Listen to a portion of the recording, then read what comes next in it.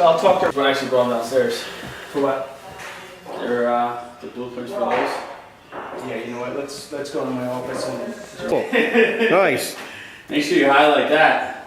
What's that? So make sure you highlight the longest drive there. And I might pose you guys when when I might ask you to like look up or smile or maybe just Okay. you know. Do you want me to print out prints for the distribution center? No, I mean it's Throw the color elevations? the actual prints themselves aren't going to be important in terms of what's on there. But bathroom prints. Yeah, this was sort of the bathroom prints where, you know, basically we were just demoing that area, I think, for the most part. Did you actually see a bathroom, Ryan? Being done? Not being done. I've seen before and after. Is this is like Chambersburg, right? This is like this is like majority of the bathrooms. Okay, so you're walking in and then a left and a right type of thing. Correct. Were the urinals, or is this how it was set up with on this wall? Yeah. Okay, because I think Chambersburg is actually going to be one of the bathrooms that we're doing. So Really? yeah. For What about Staten Island get approved yet, or? no, they're still going through some permitting type of stuff. So yeah. So, but I may, depending on, Pat has 30 of them next year, so we're gonna figure out if we're gonna have just one project manager with him for all the projects, Yeah. or different project managers with him for the type of job that is. So for the bathrooms that are set up on the rear, this is what most of them look like, Right. and then I would say 80% of them look like this. There's also a handful of bathrooms that when you walk in, I would say there's the hallways that go this, and they Right. separate men's and women over here. But for the most part, they all look, as far as urinals, toilets, and whatnot, they all look like that. Okay. So, Okay. the ones on the front of the store have pretty much all been, from what I've seen. You know, yeah. If you want to do that, or yeah, I mean, you can do that too. If you want to kiss them, or you know, just. Okay, great. I wish I would have What's worked that? on my acting before I came here, you know? I know, that's funny. That's perfect, guys. That's awesome. Don, Chuck, nice to meet you. Nice to meet you. How are you? Good. He caught us on the day. We're doing some video in the office for a website, so great. he's just gonna follow us, Oh, okay. follow me around all day. Okay. As No a problem. deal with people and so forth and so on. But come on in. Let's talk a little bit about how we can be real.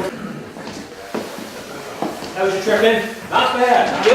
Good. Where are you in Florida? What's that? Where are you in Florida? I'm in Dallas. You're in Dallas. Yeah, northwest You're of in Dallas. Florida. Yeah.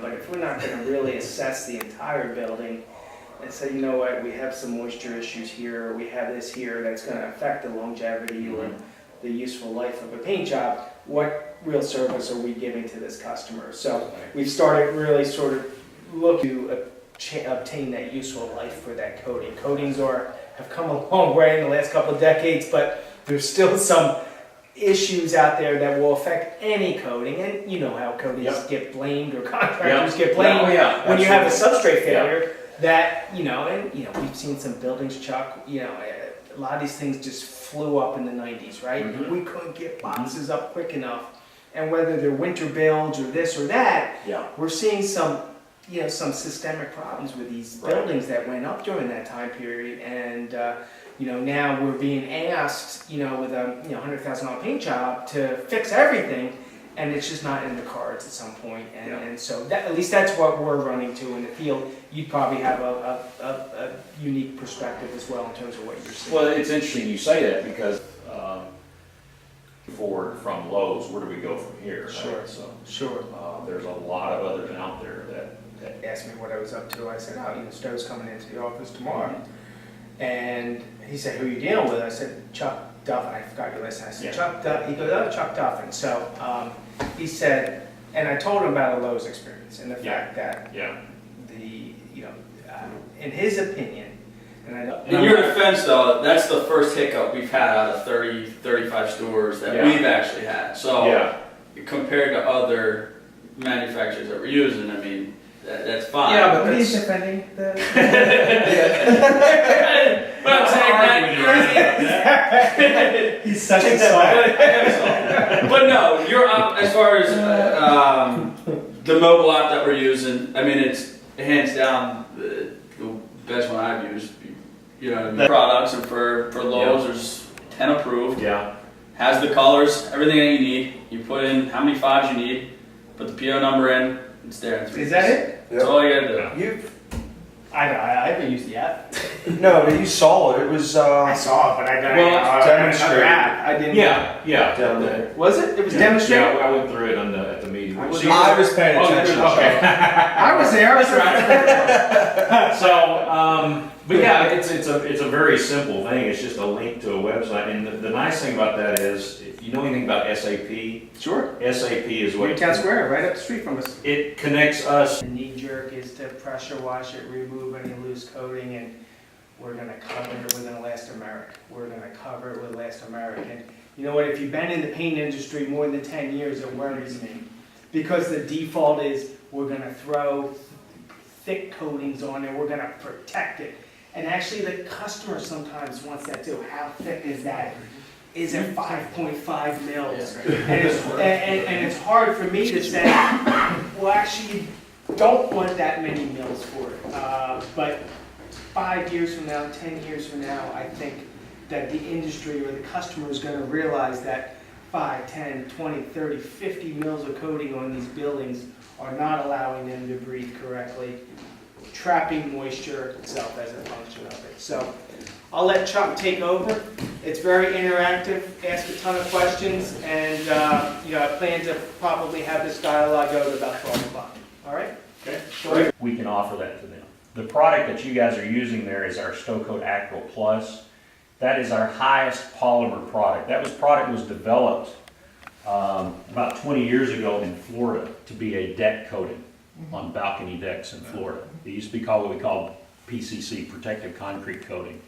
So it's a phenomenal alternative. When they have some winter issues, Erie or some other sites that we've done, and I guess they're looking around as far as which product to use. I gotta go in and tell them, give me your worst case. All right, let me prove to you that this will work. Just kind of let another, and then they decide to use it on all their properties. And that's kind of where I'm going with Target. So, On you. And if you I was can't gonna do say, it, take 'em. I can get, like, if you don't.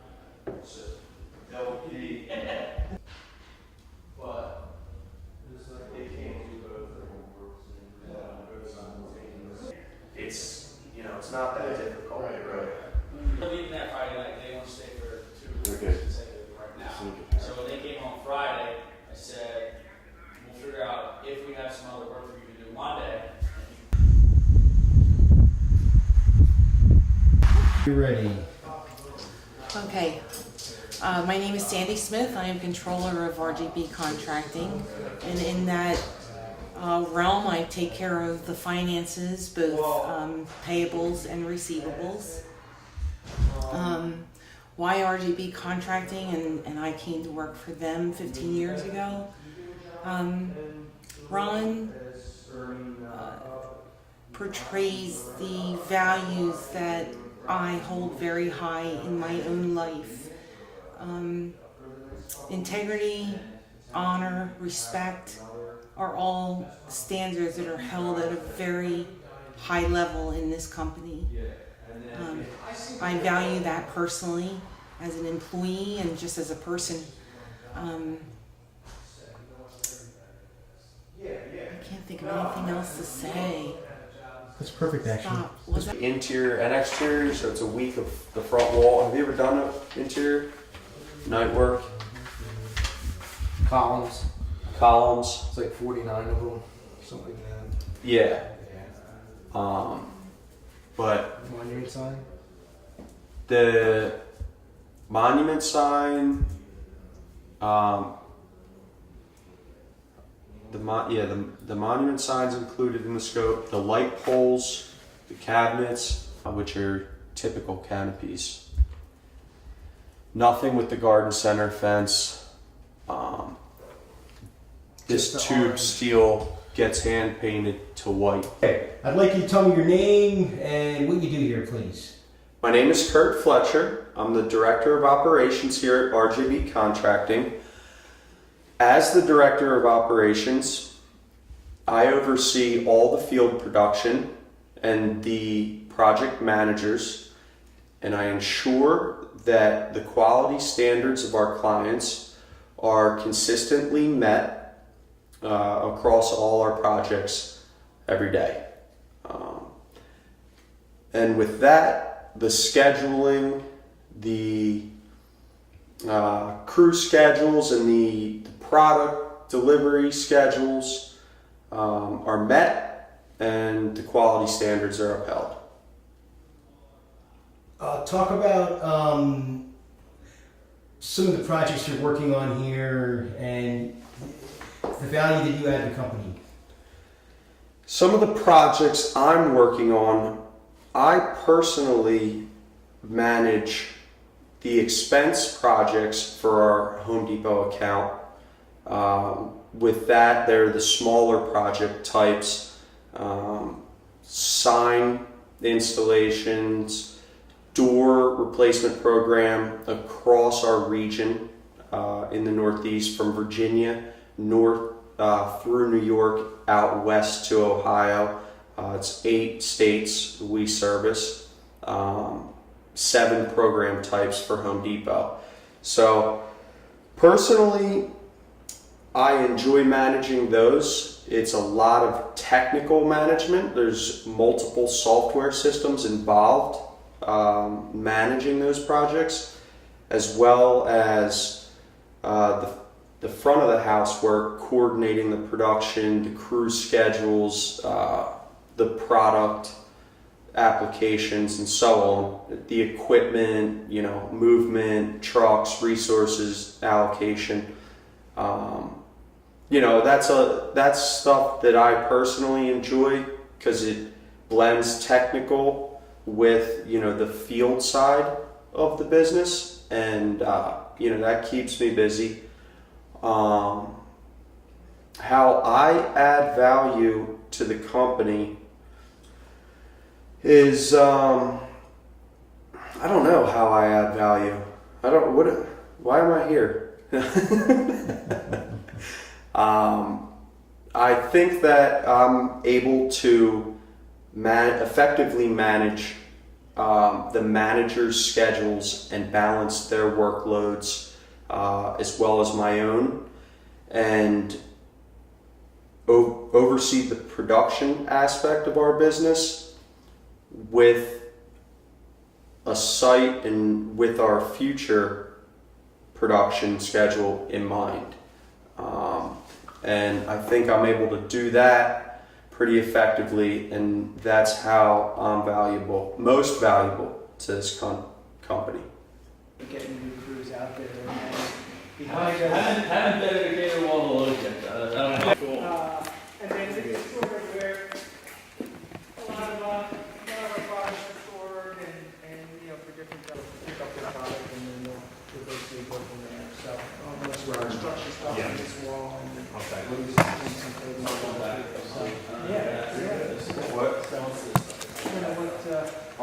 what we're trying to do. What we're trying to do. We have a lot of. The $400 guarantee. Let's keep it under lock and key. It's so expensive. You're working, it looks, I'm not showing your email, I'm just showing you typing.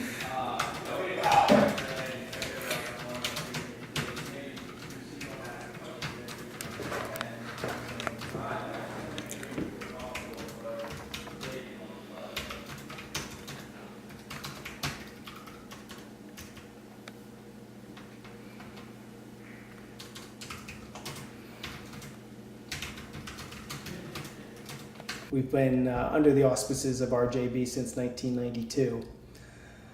It's been a great run. And I've been fortunate and blessed to have some great employees work for me. I think early on, since I started, I valued integrity as probably one of our most important aspects here at RJB.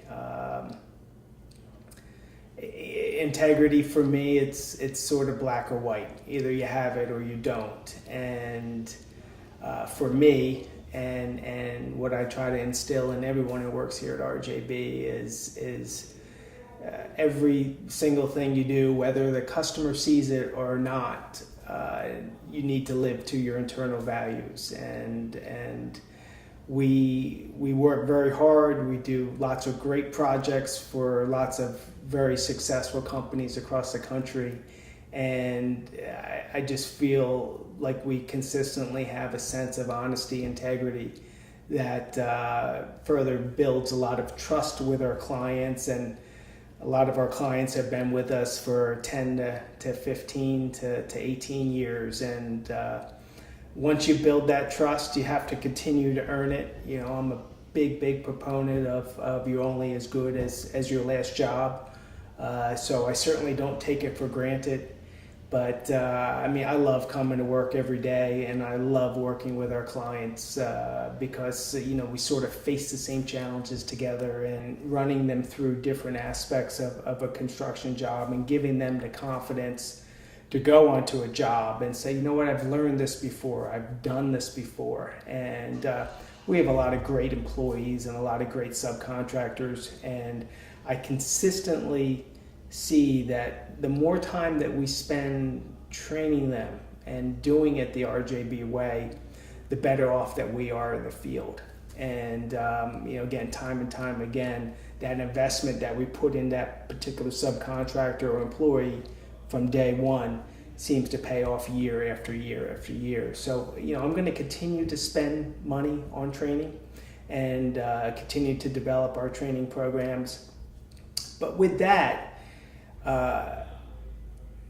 you know, I continue to look at the different information technology systems out there, and, you know, by far that's it's pretty common knowledge how much it's changed over the last 2 decades. But, you know, my biggest spend this year is going to be on IT.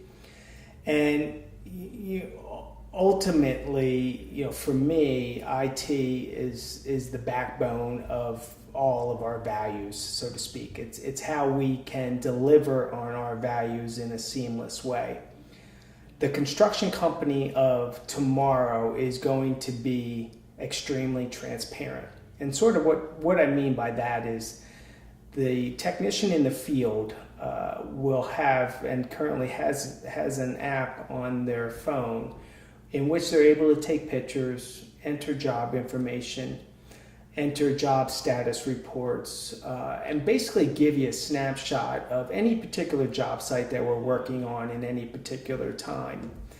And that information is quickly vertically integrated throughout our entire company. So the foreman sees the information, the project manager sees the information, our VP of construction sees the information. Again, this is the same information that everyone is seeing vertically throughout our company.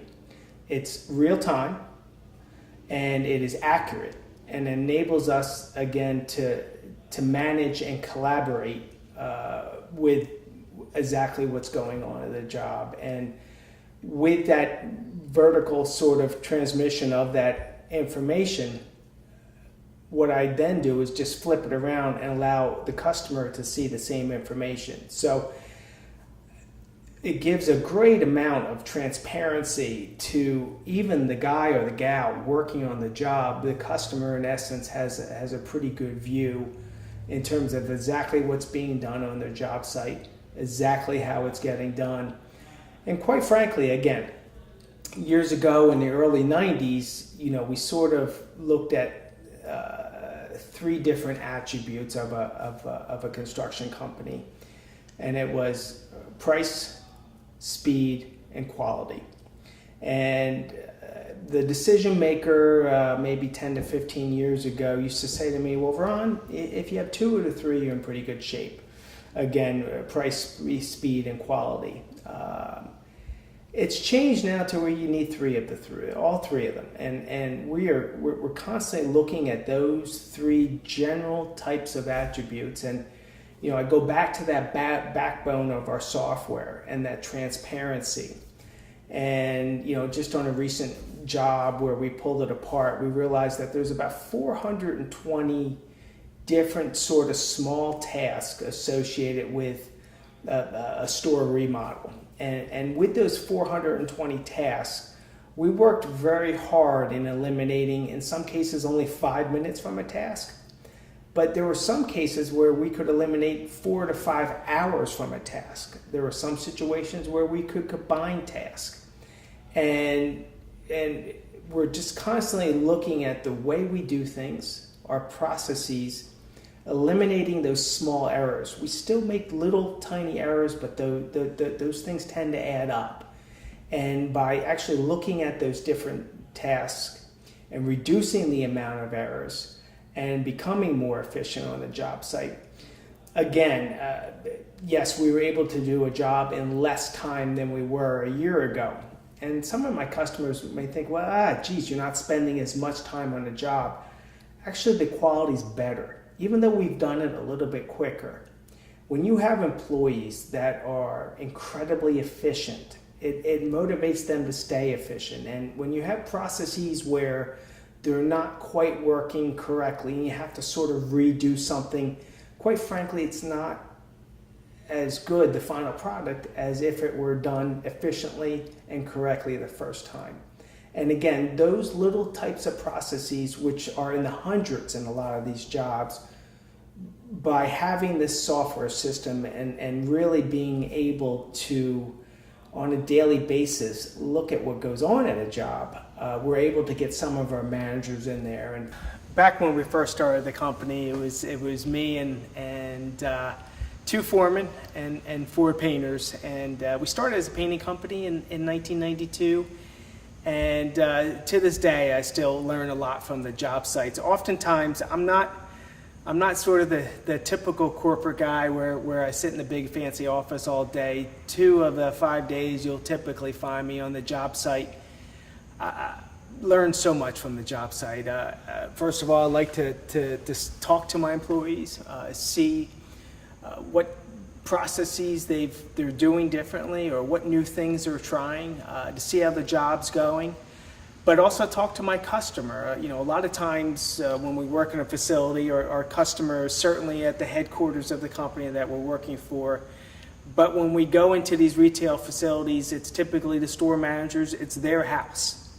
And it's important for me to make sure that we are respecting their house, so to speak. So I'll talk to the store manager, I'll see what the crew, how the crew is doing.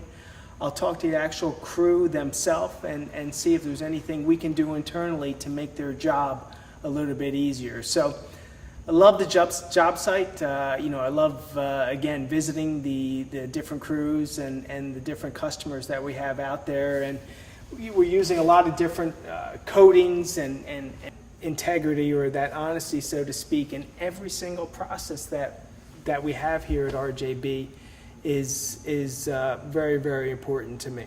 And we've had employees not last, and in most cases it's because that's the one tenement, or that's the one tenant in my company that I have no flexibility with, and it's just, again, a very important one to me. As we move out over the next 10 to 15 years, we continue to invest in our technology. We continue to invest in our training programs, and we are working hard to expand our services and to continue to leverage just all the great customers that we have now and all the great services that we provide, and continue to add services. The contractor of the future is going to be multifaceted to a certain degree, and the sort of just pure specialization I think is going to change, and again, I think we're going to find contractors being able to offer a lot more services as we get down the road.